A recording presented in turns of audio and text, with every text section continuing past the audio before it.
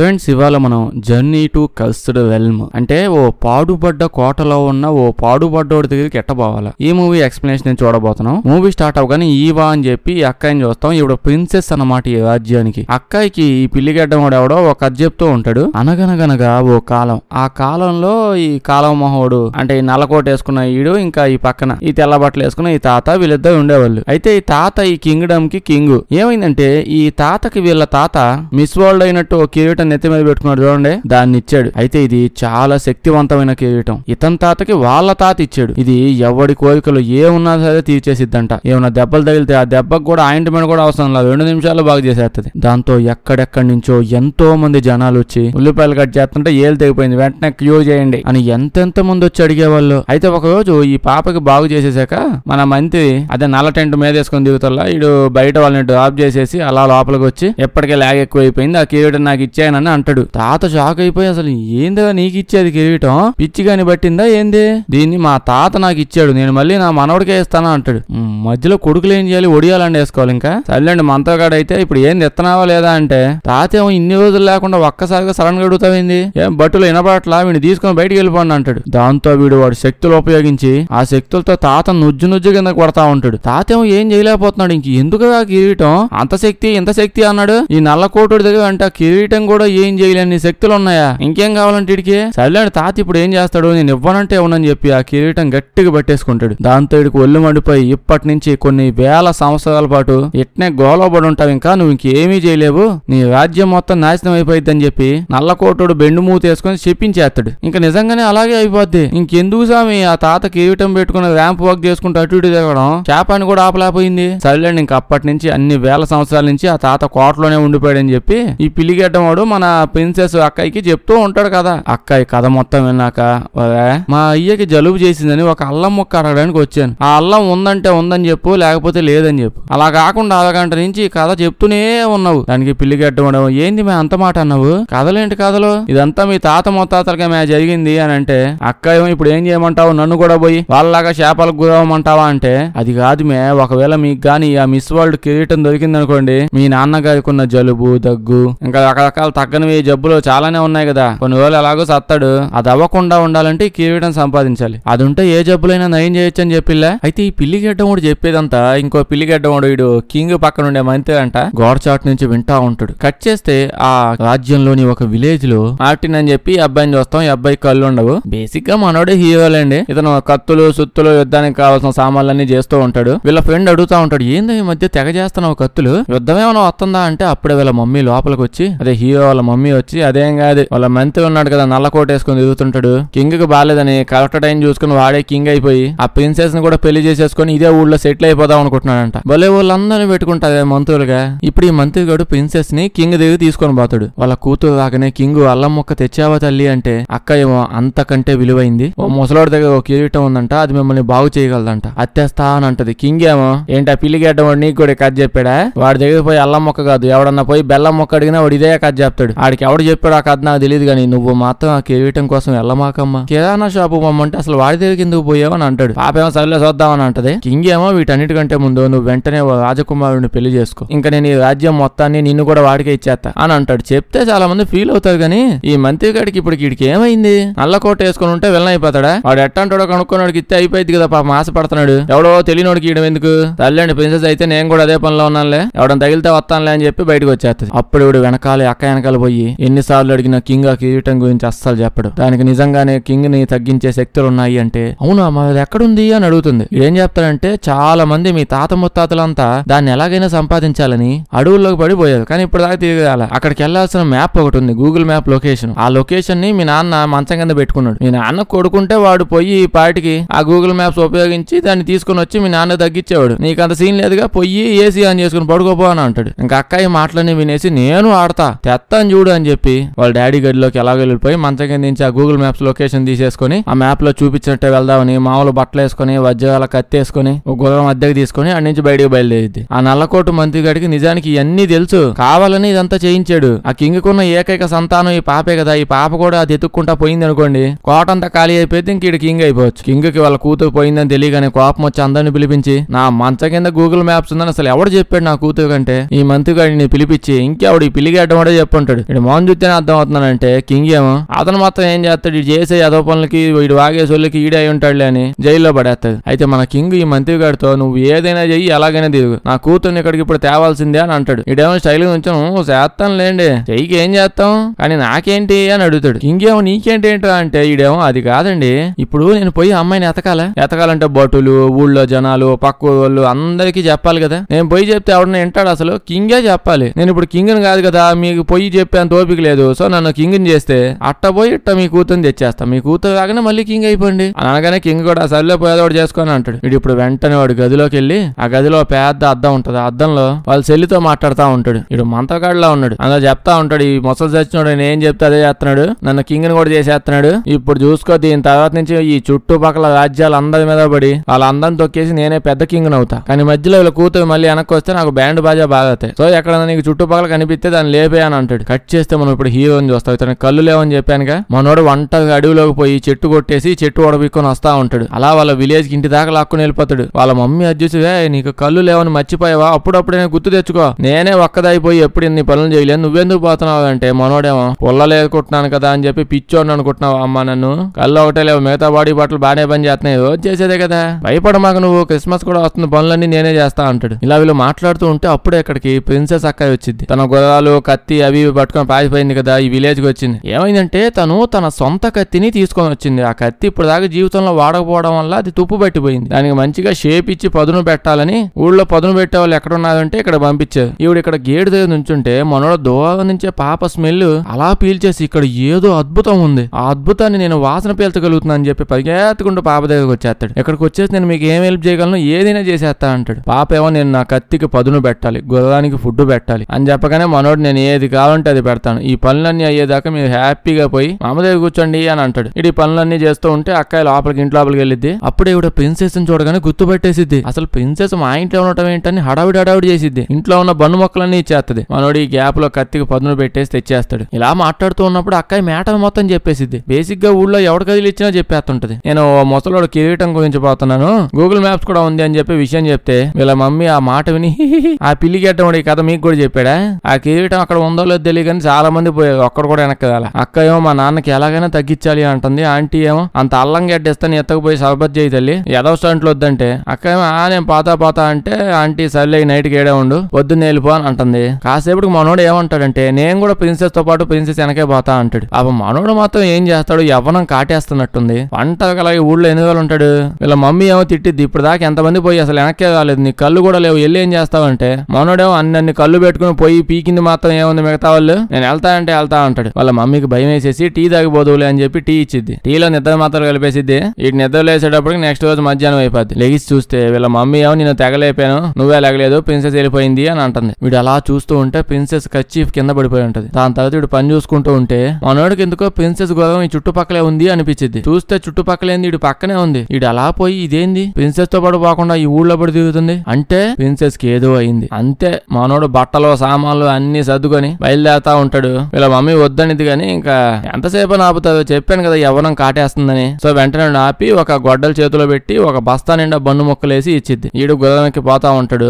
దాన్ని ఒక డైరెక్షన్ అడుగుతాడు ఎటు పోవాలని. ప్రిన్సెస్ ఎటుపోయిందంటే పరిగెత్తుకుంటే ఇంకా లాక్కొని వెళ్ళిపోయింది. కానీ కొంచెం ముందుకు వెళ్ళాక ఆగిపోయింది. అప్పుడు ఇటు గుర్తొచ్చింది వీళ్ళ మమ్మీ చెప్పు ఉంటది, అక్కడికి మనుషులు కాదు జంతువులు కూడా పోవు, అంత దరిద్రమైన ప్లేస్ అది, సో ఇంకెక్కడ నుంచి ఈడే పోవాలి అని నీకు అర్థమైపోయి అలా పోతూ ఓ గుహ కనిపిగానే అందులోంచి వెళ్ళిపోతాడు. వాడు ఇటు నుంచి అటు వెళ్ళేటప్పటికి చలికాలం కాస్త మామూలు వసంతకాలం అయిపోద్ది. అలా కొంచెం ముందుకు వెళ్ళగానే ఒక గాబ్లిన్ అని చిన్న చిన్న జీవులు ఉంటాయి. అది దూరంగా మనోడిని చూసి ఇటు కళ్ళు లేవని అర్థమైపోయి వీడితో కాసేపు ఆడుకుందామని గట్టి కలుస్తా ఉంటాడు. నేను ఇక్కడ కింగ్ ని దేవుణ్ణి, నాకు ఏదో ఒకటి ఇవ్వకుండా నువ్వు ఇక్కడ నుంచి వెళ్ళకూడదు అని అంటుంది. దానికి మనోడేమో నేను జస్ట్ చిన్న పనిముట్లు చేసుకునే ఒక వ్యక్తిని, నా దగ్గర చిల్లగా డబ్బులు అవేం లేవు అని అంటాడు. దానికి ఆడేమో నేను దేవుణ్ణి అని చెప్పాను, అడుగు తినేవాడిని కాదు, నువ్వు ఇప్పుడు చిల్లర ఇస్తే నేనేం చేసుకుంటాను, నాకు అవేమొద్దు, అదిగో నీ దగ్గర సంచులు ఏదో ఉంది అదేదో బయట తీ అంటాడు. తీస్తే లోపల బందులు ఉంటాయిలేండి, ఒక బన్ను అట్ట పడేసి అది మెక్కేసిపోయి ఆడుకో అని అంటాడు. ఇప్పుడు ఆ గాబ్లిన్ అలా వచ్చి ఆ బన్ను తీసుకుని మొక్క కోగానే స్వర్గంలో తేలినట్టు అనిపిస్తుంది దానికి. భూమి మీద ఇంత అద్భుతమైన పనులు చేస్తున్నారా అని చెప్పి అది మొత్తం తినేసి దాని తర్వాత మనోడు ప్రశాంతంగా మూలపోయి కూర్చొని తింటా ఉంటాడు. ఆ గాబ్లిన్ ఆ బ్యాగ్ లో దూరిపోయి మిగతా బన్నులు కూడా తినేద్దాం అనుకుంటది. మనోడు ఒక గుద్దు దాన్ని పట్టేసుకుంటాడు. చూస్తే చాలా చిన్నగా ఉంటది. మనోడికి అర్థమైపోయింది ఇంకేదో జీవి అని చెప్పి. సిగ్గు లేదంటారు ఇంత చిన్నగా ఉండి నిన్ను అబద్ధాలు చెప్తాను అని తిట్టగానే ఇడు బయటకు వచ్చి అయ్యగారు బేసిక్ గా నీ అడవిలోనే ఉంటాను, ఈ అడవిలో అన్ని పండ్లు కాయలే ఉంటాయి, తిని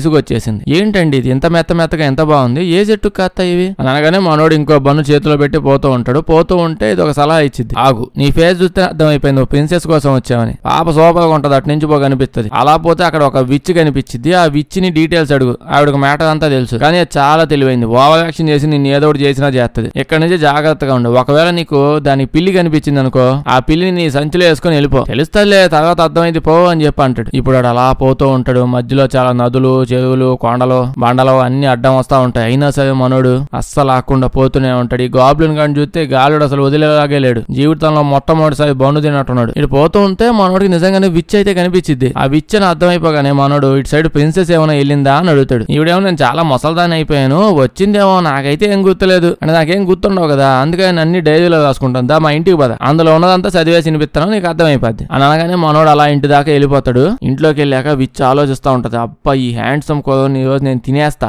అంటే ఒరిజినల్ గానే కూర వండుకొని తినేస్తా అని చెప్పి మనుషులు తినేస్తా ఉంటది. ఈయన చూస్తుంటే అసలు ఆకలేకపోతుంది. పిల్లోడు అట్టు ఉండాలండి మరి. అయితే ముందుగా పాలు తీసుకొచ్చి ఆ పాలల్లో మొత్తం మంది కలిపేస్తుంది. అయితే మనోడు తాగే ముందే అర్థమైపోయింది పాలుగా కాకుండా ఇంత ఘాటుగా ఉన్నాయి ఏంటి అని చెప్పి. అప్పుడే గాబ్లిన్ గారు చెప్పిన విషయం కూడా గుర్తొచ్చింది. దాంతో అంటే మీ ఇంటి బయట ఎవరో ఉన్నట్టున్నారు, తలుపు కొడుతున్నారు, మిమ్మల్ని పిలుస్తున్నారు కూడా వినపట్లేదండి మీకు, ఓ ఇచ్చాపో ఇల్లు అంటే అంతే. ఇంకా లగెత్తుకుంటూ వెళ్ళిపోయింది. ఏంది ఈ రోజు మనకి డబల్ ఫుడ్డా, ఇద్దరు తినేస్తాను నేను అని చెప్పి పరిగెత్తుకుంటూ పోతే బయట ఎవడు ఉన్నాడు. అయితే ఈ లోపు మనోడు గ్లాసులు ఎక్స్చేంజ్ చేసేస్తాడు పాలు. వీడు లోపలికి వచ్చి బయట ఎవరు లేదు కదా, నీకేదో సౌండ్ అనిపించింది తాగేలాను కానీ ఇంక ఇద్దరు పాలు తాగేస్తారు. మనోడు ఇప్పుడు కళ్ళు తిరిగినట్టు యాక్టింగ్ చేస్తాడు. ఇదేమో సామాన్లు, మసాలాలు, లవంగం, చెక్క అన్ని నోరుతా ఉంటది. వంట చేయాలి కదా, ఇలా వంట చేస్తూ సడన్ గా కళ్ళు తిరిగి పడిపోయింది. ఇప్పుడు మనోడు లేచి ఆ సక్క లవంగం సామాన్లని నీట్ గా కలిపేసి ఈవిడ్ని దాని మీద ఏలాడదీస్తాడు. ఇప్పుడు ఆ తాడు పట్టుకుని నువ్వు ప్రిన్సెస్ ఎటుపోయిందో నాకు చెప్పు, లేకపోతే ఇవాళ నువ్వు సూప్ అయిపోతావు అని చెప్తాడు. భయపడిపోయి ఎటు వెళ్ళిందో మొత్తం డీటెయిల్స్ అని చెప్పేసిద్ది.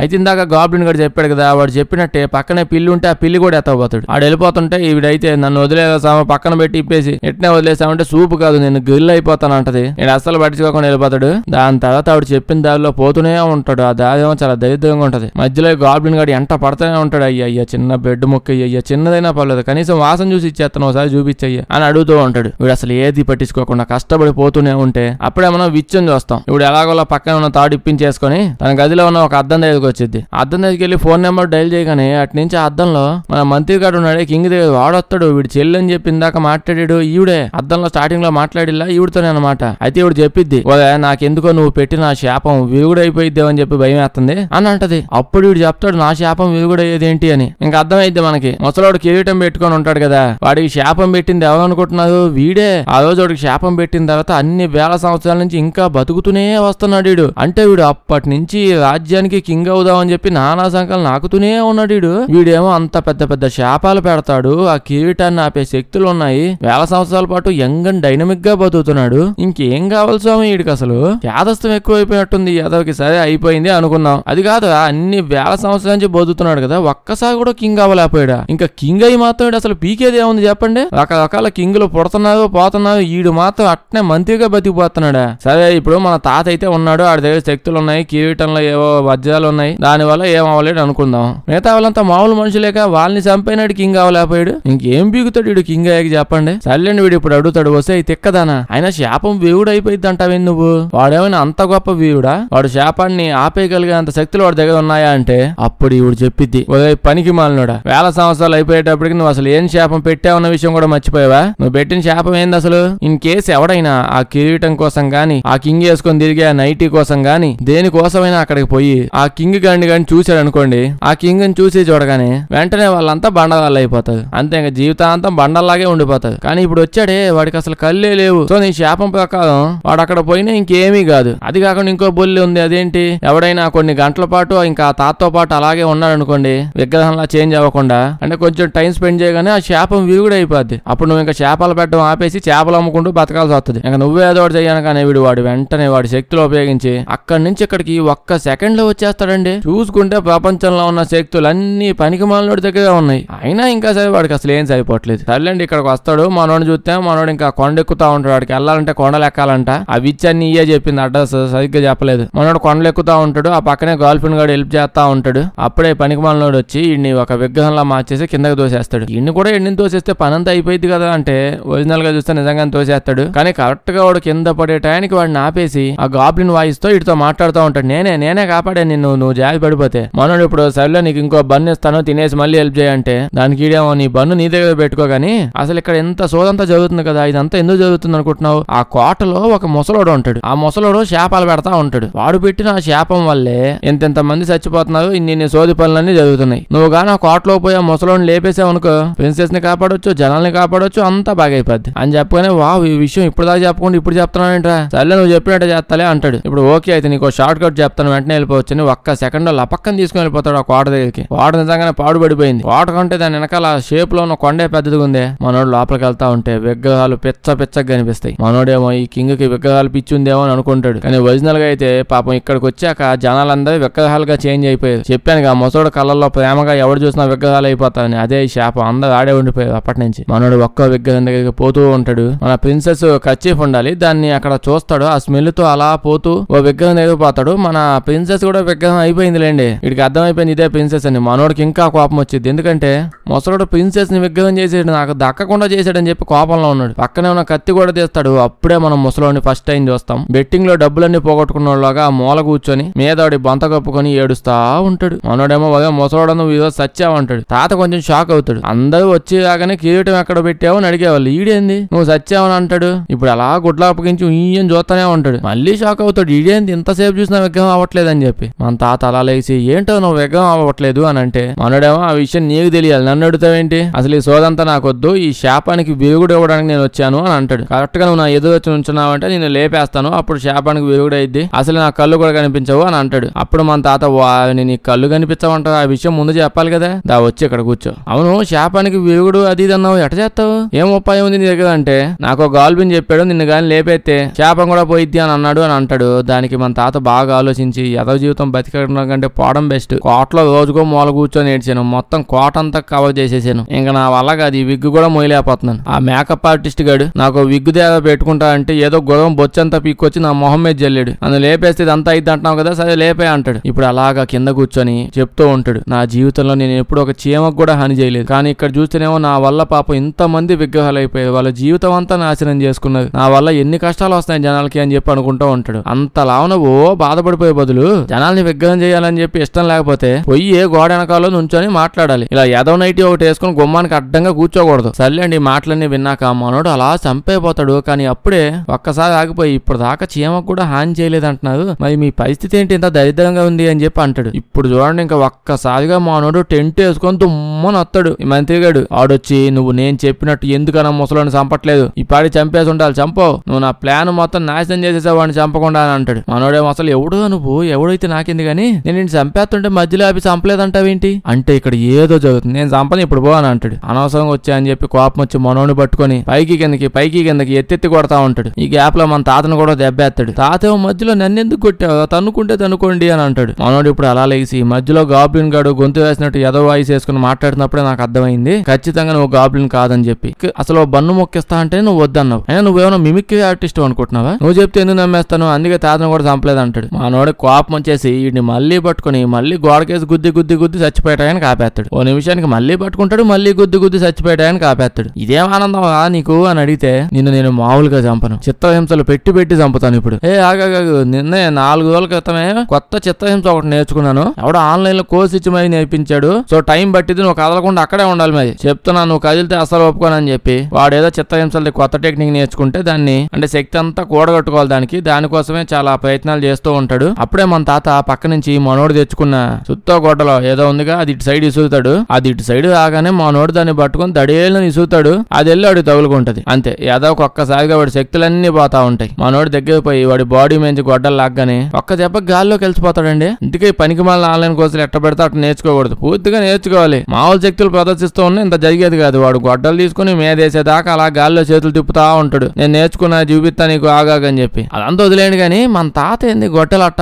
కాలికి నెట్టాడు అంటే వీడు ఏ మంత్రాలు ఏమి లేకుండా అంత సింపుల్ గా చచ్చిపోతాడు. అలాంటప్పుడు తాతే ఏపేయొచ్చు కదా, ఎప్పుడు ఆ మూల కూర్చొని ఎడుతా ఉంటాడు. తల్లండి ఇప్పుడు వీడు గాల్లోకి కలిసిపోయాడు అనుకుంటున్నాం కదా, నిజానికి వీడు ఎలకలా చేంజ్ అయిపోయి అక్కడి నుంచి తప్పించుకోవడం ట్రై చేస్తాడు. అలా తప్పించుకొని వెళ్ళిపోయి శక్తులు సంపాదించి మళ్ళీ వాడని ట్రై చేయాలి బేసిక్ గా అయితే. కానీ మనోడు అలా విచ్చు దగ్గర ఒక పిల్లిని కొట్టేసిలా, ఆ పిల్లి అలా పోయి ఆ ఎలకను పట్టుకొని చంపి తినేస్తుంది. గాబ్లిన్ కూడా ముందే చెప్పాడుగా ఒక పిల్లి ఉంటది ఆడ కొట్టేయి నీకు పనికి వచ్చింది ఏదో టైంలో అని అన్నాడుగా, కరెక్ట్ గా పనికి వచ్చిందే. ఇప్పుడు అంతే ఒక్కసారిగా విగ్రహాలన్నీ పగిలిపోతా ఉంటాయి. అంతే అదే అందరూ నార్మల్ మనుషులు న్యాచురల్ అయిపోతా ఉంటది. మన ప్రిన్సెస్ కూడా చాలా నార్మల్ గా అయిపోద్ది. ఇంకా చూసుకోండి మన తాత ఫుల్ గా ఇంప్రెస్ అయిపోయి అలా వచ్చి, తమ్ముడు నీకేం కావాలో కోరుకో, ఏదైనా ఇచ్చేస్తా, నువ్వు అడుగు జస్ట్ అంటే నా నైటీ కావాలో చెప్పి ఇప్పుడు ఇచ్చేస్తాను నైటీ నీకు అని అంటే, మనోడు వామ్మో నాకు ఎందుకండి, అయినా నాకు అసలు ఏమీ వద్దు, ఏదో అలా ప్రిన్సెస్ ని కాపాడడానికి వచ్చాను అంతే, అంతకుమించి నాకేం కావాలి అంటాడు. మన తాత ఏమో నువ్వేందో బాబు మరి ఇంత మంచోడైతే బతకడం కష్టం, కళ్ళు లేవని తెలుసు కదా, కావాలని అడగొచ్చు కదా, ఎంత మొహమాటం ఏంది అసలు నీకు, ఆగిస్తా అని చెప్పి కళ్ళు ఇస్తాడు. దాని తర్వాత మన తాత చూస్తుంటే ఎలాగో నువ్వే బాగా మంచోళ్ళ ఉన్నావు,